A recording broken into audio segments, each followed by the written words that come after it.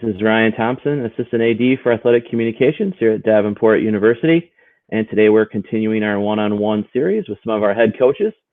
Today I'm joined by Patrick Grashorn, men's and women's tennis coach. How are you doing today, Patrick? Good, Ryan. Good to talk to somebody. Yeah, isn't it? It's a little bit different, obviously, not seeing everybody face-to-face during these kind of trying times. But the first question I'll have for you is, how has your life really changed or been impacted since the beginning of this pandemic? Well, obviously the canceling of the season, the men and women really being in the middle of the spring campaign, obviously it was a bummer, for lack of a better way to put it. So myself, the kids, the other coaches would have loved to have finished things out, but fully understand the way things are. We have to do what we have to do. Personally, the life from home as a coach and with some other things I've got going on, plus my kids, trying to homeschool them has been a challenge. A fun challenge having them around, of course, but definitely a learning curve having to adjust. I can definitely relate to that with two kids of my own here at the house. So I feel your pain sometimes with that regard. You mentioned the men's team in particular was several matches into the season this spring. What type of potential did you see from them before the season ended? We had goals, and our goals were tracking towards the top half of our conference, and we were heading that direction. I really feel like we had progressed a lot, even since the fall, and started off on a really nice win streak, and then getting into some learning opportunities with some tougher competition down in Florida. Things were progressing nicely and tracking in the right direction. So we were happy to see that. I think, we'll do everything we can to keep that momentum going. There was just one senior on the team, Max, and so everybody else is ready to go. As soon as we can get back on the court, be excited to be able to play again. And I'm sure for you, one of the things that you had to kind of deal with is recruiting. How has your approach changed during this time?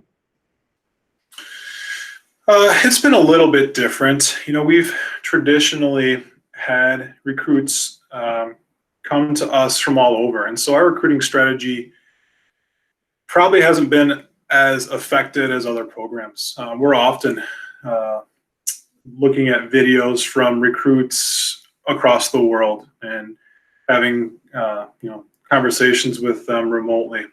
So in that aspect, it's been relatively unchanged.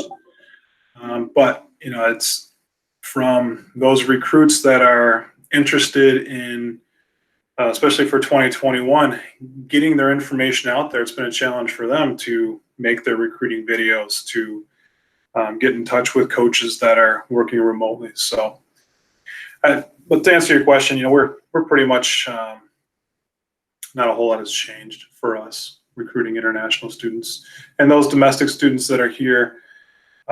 We haven't been able to watch them play, but they're students we've been watching for a little bit now, and so haven't seen too many difficulties. Sure. You talk about your roster, some of them are from overseas. What do you think this country has to do to continue to produce higher level quality players? Yeah, I think it's an interest level. I think there's a lot of opportunities out there for a ton of different sports, and a lot of kids are specializing early, and a lot of times I feel like they're more leaning towards team sports, maybe because of the camaraderie, because of the social aspect of that. And so maybe golf and tennis and some of these more individual sports aren't as appealing for those younger kids. I think once you get that interest level in the kid, they're hooked, right? And they stick with it. But yeah, we're just seeing a decline overall in the United States in the amount of tennis players and the quality of the level of the tennis that's being played here. Yeah, with tennis being a sport where I would think social distancing would be a little bit easier, do you think there will be any issues entering the fall? At this point, I would like to think we'll be business as usual. We'll be able to play. We typically don't draw that big of a crowd, and so we can put in place the proper precautions to prevent any type of threat of spread. But you're right. There's not a lot of contact. They're using this. The balls are really the only mechanism of transfer, and I'm not fully aware of all the studies that are out there, but I feel like that's a less of a risk than some of the other things that could happen in other sports. There's been some recent changes in the NCAA. I know that some scheduling's been cut as one example. Has there been anything else that may have affected your program due to this virus? Yeah, at this point, we're just we're working through the schedule updates. Having some schedule dates being cut. So that's really it for us right now. Big part of our season, of course, is our conference season. But then we do a trip to Florida for spring break. So other than that spring break trip and our conference matches, we're not going to be able to play a whole lot of out-of-conference dates. So we'll be looking at ways to keep the kids engaged in those off weeks and finding other ways to keep everybody working hard and focused on staying match tough. Sure. The last question I have for you is, what do you think your outlook, I should say, would be for the women's team as we enter the fall? Yeah, you mentioned what the fall looks like. If there's any potential changes, it would be for the women's conference season. We declare the spring as our main season, even for the women, even though their conference matches are in the fall.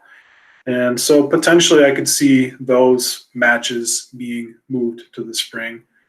It's actually something that the coaches have been working on in general is moving our conference for the women to be the same as the men, both in the spring. I think there's a lot of good, solid reasons for it, both for equality between the genders and just, this year specifically, it makes a lot of sense that something to look at. But we'll see how things go over the next couple months and see what our outlook looks like for the fall. Well, thanks for joining me here today for a couple of minutes. It's good to talk to you. Stay safe out there and make sure everybody is staying safe in your family, and best of luck to you. Thanks, Ryan. Appreciate it.